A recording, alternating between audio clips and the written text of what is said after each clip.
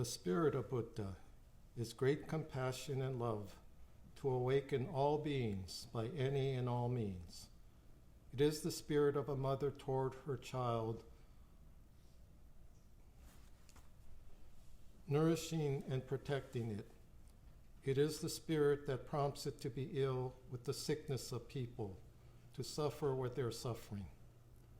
Your suffering is my suffering, and your happiness is my happiness, said Buddha. And the Buddha does not forget that spirit for a single moment, for it is the self-nature of Buddhahood to be compassionate. A mother realizes her motherhood by loving her child. Then the child, reacting to its mother's love, feels safe and at ease. The Buddha spirit of compassion is stimulated according to the need of a person. In our awakening awareness, mindfulness, or faith is the reaction of this spirit, and it leads us all to enlightenment. Namo Amida Butsu. Namo Amida Butsu. Namo Amida Butsu. Namo Amida Butsu. Okay, morning. Happy New Year. For those who I haven't seen since January 1st anyway. But for those of you who haven't been around for a while, you notice any changes? This is something I've been doing for a couple months now. Notice anything different? Well, actually, everything's different. It's no longer what it was last year. It's no longer what it was January 1st. So everything's different, but physically, any changes you noticed? Okay. So those of you who have been here for a while, can you explain what differences there are? The podium's lower. Okay. I was going to ask Min, do you notice anything different? Okay, because you've been here, so you still haven't figured it out yet. There's no more platform here. This podium is at the floor level. It used to be raised up about good 2-3 feet. So, whoever the speaker was from here was standing up here and looking down. Now I'm still standing here, but still looking down. But now, but at a more level. Okay, so this was a suggestion made a few months ago, or no, it's been a couple years now, right? No, a couple months. Was it a couple? Oh, the end of last year when David came back from Japan, then he was suggesting we put this down on the floor level, which is what the case is in Japan at our mother temple. The speakers don't speak from a high up pulpit. They speak from the level of the gathering. Okay? They just bring in a microphone nowadays. I don't know what they did hundreds of years ago before microphone, but anyway, that's what it is. So that's a change. So there's always these changes going on around us, but oftentimes we don't notice them or don't pay attention to them. But the fact is, everything's always changing. That's just how it is. And that's the basic insight. Oh, I'm sorry. So we do have a few Dharma school children here. Okay, so let's see, who are our Dharma school teachers? Jack, do you want to go to a class? Is there Dharma school class today? That's the question. Oh, okay, that's true, huh? We're having the little baby. Is there Dharma school class today? Yeah, if Susan is here, yes. Oh, she is here, okay. Is she? Oh, she's getting ready for the baby shower, though. Right. I thought it's the first and third Oh, okay, that's right. Sundays. We're still trying to figure it out. I've been here 10 years and we're still trying to figure it out. What can we do to make the Dharma school program as engaging for young people as possible? But that's something that's always in progress. But that's actually our whole temple. Our whole Sangha is basically always trying to figure that out. What's going to make the connection with life possible for as many of us as possible? Yeah? Making that connection to immeasurable life. And that, by the way, is what Namo Amida Butsu means to me. Namo Amida Butsu is the expression we adopt in our tradition. But it's just not a syllable. It's just not an expression that somebody made up. But it is the way that we try to identify that sense of connection with immeasurable life. That's what Amida Butsu means, immeasurable life. And Namu is the experience or sense of entrusting ourselves, relying upon, having faith in, experiencing that oneness with immeasurable life. And so Namu Amida Butsu is the form in which we affirm that sense of connection in gratitude. Okay? So some people have pointed out to me that Namu Amida Butsu doesn't make any sense. It's meaningless. Well, I don't think it's meaningless in itself. It's meaningless if you don't have a sense of your life through which that form, that expression helps us to connect with our sense of being alive. Okay, well, so this is a new thing for some of you I haven't seen for a while. I don't give sermons or Dharma talks anymore. I give sob stories. SOB stories. And SOB stands for, guess. What do you think SOB stands for? Sense of being. Stories that give us a sense of being alive. And we always add from the Shin perspective in gratitude. So it's not to take this experience, which is what it is, that we all have. We're living. So we're all part of this experience of being alive. But the question is, what does it mean for us? What does it mean to be alive? This is the individual, very personal, intimate sense that only we can experience for ourselves. Nobody can make it happen for you necessarily. They could help contribute to that sense through the words, through the actions, through the interactions of day-to-day life. But that experience is for each of us to determine whether it's true and real. So that's what the Sangha was established to help bring us together in that common sense of purpose, the sense of being alive in gratitude. Okay, so I thought just for the sake of the new year, what is the new year? How new is it? It's just a calendar. It's just something we conveniently developed to measure time. But time itself is not a thing. It's just a concept. So past is past, future is future, but our life is only this present. And it's interesting how in English we adopted the term present as a word for gift.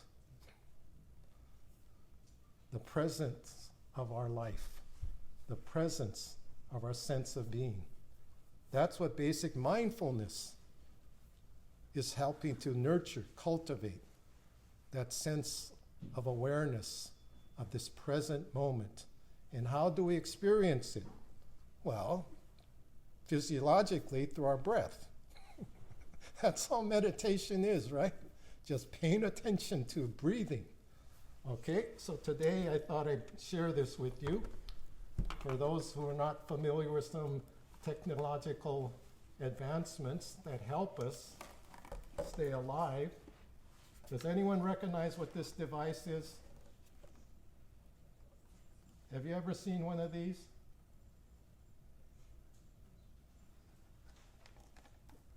It's not from NASA. It's called a CPAP. A CPAP device. This is mine. This is what I use to sleep. Seems like a hassle, right, to have to hook this up and get it ready and put it on my head. But without it, the sleep specialists, I guess the idea is, you get these tests when you're sleeping, so you're not aware of what's going on, but they hook you up to all these electrodes and all these other things to just monitor how a person is breathing during sleep. And they determined for some of us, we have this condition called sleep apnea. And that's basically when you're not breathing naturally or properly. So somebody came up with the idea of developing these kinds of devices to help facilitate your breathing during sleep so that you will get the benefits of sleep. Okay, so anyway, that's what CPAP machine looks like, at least one model. There are various models that they prescribe for you depending on what your comfort level is in adjusting to this stuff. I tried it 10 years ago and it didn't work for me. I felt the most sleep deprived at that time because of the design of the machine that I was given. And it just made me feel miserable. I just really was uncomfortable. I couldn't sleep because of that machine. Now it's working out okay. And there are other types that they can suggest for each patient, but CPAP stands for, okay, what does CPAP stand for? Is there a nurse here? I heard it. Who said that? Continuous airway positive pressure. Yeah. Continuous positive air pressure. Yeah. Oh, Lori, your husband's a respiratory, huh? My husband is a physician, yes, but he's not here. Oh, okay. Well, anyway, yeah, continuous positive air pressure device, okay? So it's helping you to breathe positively. I guess there's a negative way of breathing, meaning you're not breathing. That's what negative airflow is. Yeah, if you're not breathing, that's not very positive. So to help facilitate how you're supposed to be breathing during sleep. Okay, and so this is something that, again, teaches us the most essential thing of being alive is what? Breathing, breath.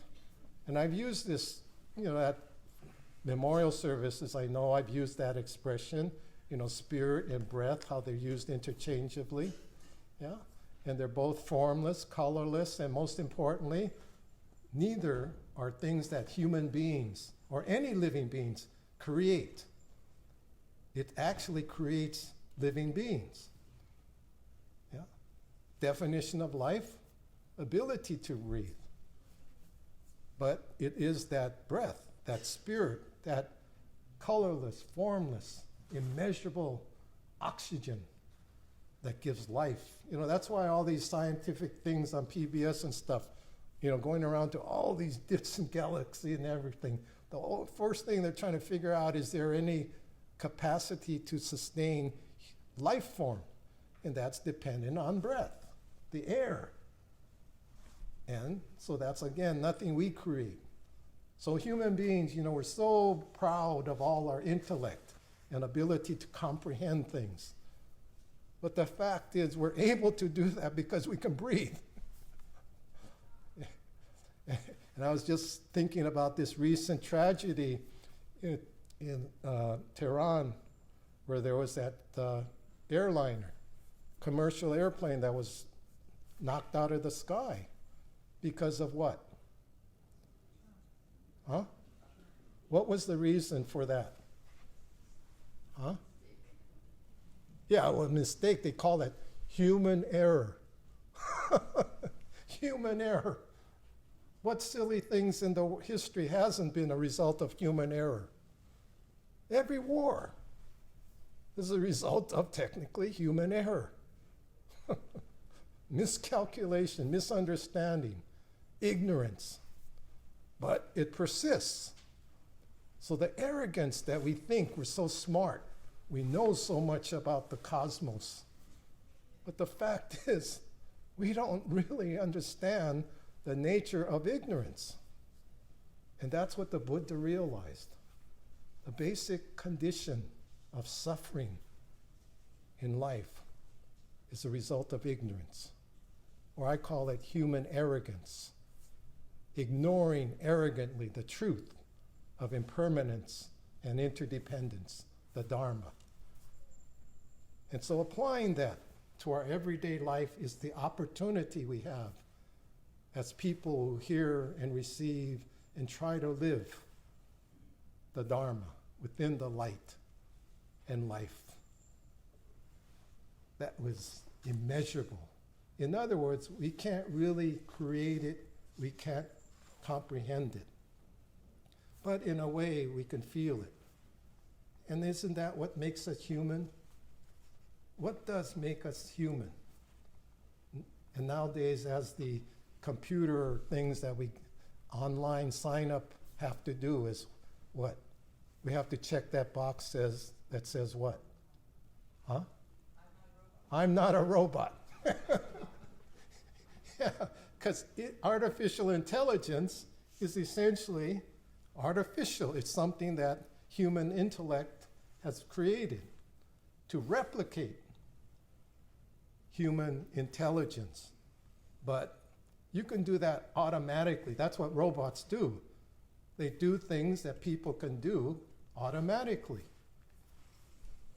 That's what robots do. But what makes us human? That's the religious or spiritual question. And I would offer that is to be able to feel, to have feelings that give us meaning, that give us a sense of responsibility to each other and for the life we share. That's the meaning of being born into human life, that we could celebrate with birthdays. So that sense of receiving life is receiving the sense of being creative. Okay, so here goes my recent acronym. Okay, to create. Okay, conscious recognition, engaging, active thought energy. Create. And create is the basic same root as I've been taught as the root for karma. Karma is to create. Mentally, verbally, physically. We are creating our sense of being alive. This is our responsibility. It's a conscious recognition that activates our thought energy. So all that we are is the result of our thoughts. This is a basic Buddhist insight. But an interesting thing to consider, and I kind of try to close with this, is the contrast between what we call Theravadan form of Buddhism and Mahayana school of Buddhist thought. Okay, this is maybe a little technical stuff, but one talk I listened to recently at the Institute of Buddhist Studies, the presenter made this distinction in the way he understood the contrast of Theravada's form of Buddhism, which is considered the original form, and then Mahayana. He based it on scripture. So Theravada was more, in a way, engaged. It wasn't based upon some kind of dogma, some kind of scripture, some kind of writing.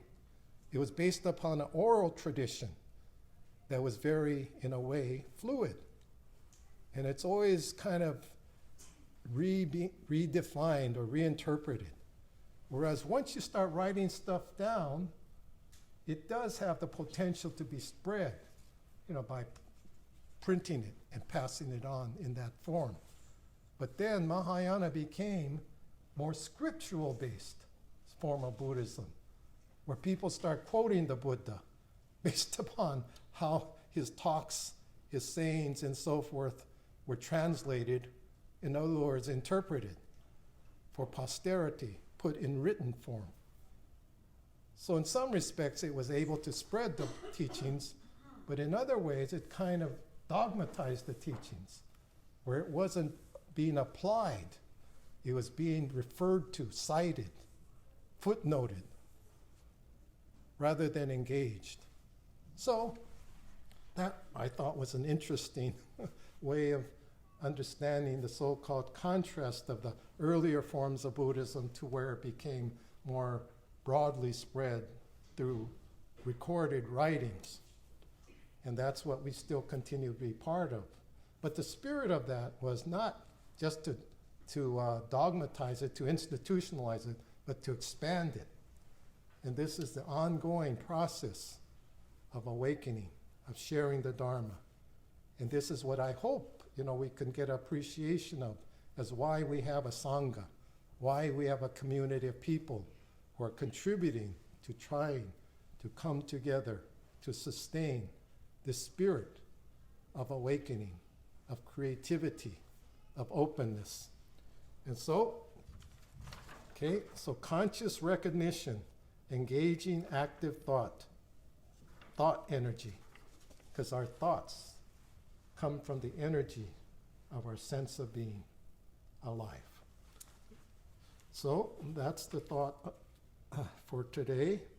And again, thank you for being part of this engagement, this effort to mutually respect each other's potential for awakening and to encourage that sense of awakening here and now to the present, the gift of this moment, never to be repeated again, that we refer to as human life. And this, as one of the quotes in the teachings of the Buddha offers, is the spirit of Buddha has great compassion and love to awaken all beings by any and all means. It is the spirit of a mother toward her child, nourishing and protecting it. It is the spirit that prompts it to be ill with the sickness of people, to suffer with their suffering. Your suffering is my suffering, and your happiness is my happiness, said Buddha. And she does not forget this spirit for a single moment, for it is the self-nature of Buddhahood to be compassionate. A mother realizes her motherhood by loving her child. Then the child, reacting to its mother's love, feels safe and at ease. The Buddha spirit of compassion is stimulated according to the need of a person, and our awakening mindfulness is the reaction of this spirit, and it leads us all to enlightenment. Namo Amida Butsu. Namo Amida Butsu. Namo Amida Butsu. Namo.